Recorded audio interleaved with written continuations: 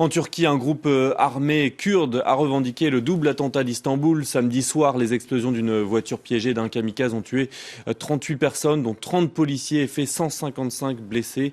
On prend justement la direction d'Istanbul. Bonjour Fatma Kizilboğa, vous êtes notre correspondante sur place. Fatma, on apprend ce matin que la police turque a arrêté plus de 100 responsables locaux du Parti des peuples, ce parti pro-kurde.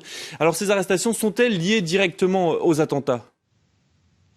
Alors, est-ce que c'est directement lié à l'attentat qui a eu lieu samedi dernier? Ça n'a pas été précisé pour l'heure. Ce qu'on sait, c'est qu'il y a eu plusieurs arrestations, notamment à Istanbul, Ankara, également à Adana et Mersin, qui sont deux villes qui se trouvent près de la frontière avec la Syrie. Ce qu'on sait en revanche, ce qui est sûr, c'est que le parti pro-kurde du HDP, le Parti pour la démocratie des peuples, c'est un parti qui est déjà visé par des arrestations depuis déjà plusieurs mois. Récemment, le mois dernier, c'était les deux coprésidents du parti qui ont été arrêtés, qui sont toujours emprisonnés, avec 8 autres députés du même parti. Le parti du HDP, qui est accusé par les autorités, par le gouvernement, par la justice turque d'être bien lié avec le parti des travailleurs du Kurdistan, avec le PKK. Et c'est ce même parti justement du HDP qui, je vous le rappelle, avait servi d'intermédiaire lors des négociations de paix entre ce même groupe du PKK et le gouvernement du Parti de la justice et du développement qui est toujours au pouvoir en Turquie. En tout cas, après l'attentat de samedi, la réponse des autorités turques a d'abord été une réponse militaire.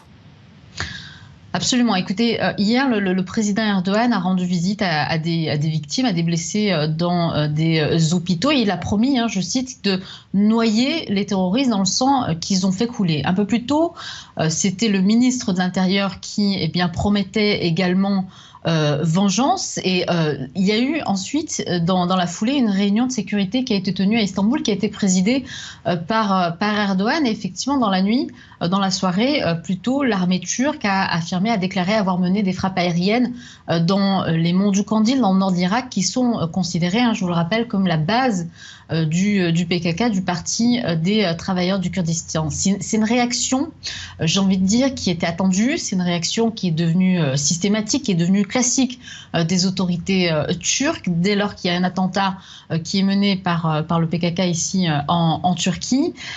Et force est de constater que cela n'empêche pas de nouvelles attaques. Et c'est la question qui est posée aujourd'hui par plusieurs éditorialistes de la presse nationale turque, notamment des éditorialistes du journal Hürriyet, qui se demandent s'il ne serait peut-être pas temps de changer la politique antiterroriste de la Turquie. Ce qu'on peut peut-être rappeler, c'est qu'au cours des 18 derniers mois, il y a eu plus de 33 attaques à la bombe en Turquie, avec, je vais vous donner les chiffres, 446 personnes qui ont perdu la vie lors de ces attaques, plus de 2000 autres qui ont été blessés, la plupart sont des civils.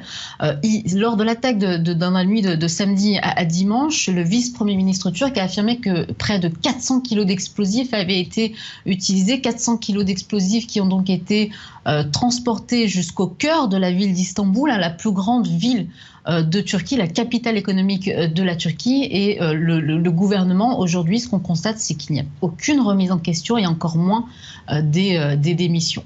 Fatma Kizilboğa en direct d'Istanbul. Merci beaucoup Fatma pour toutes ces précisions.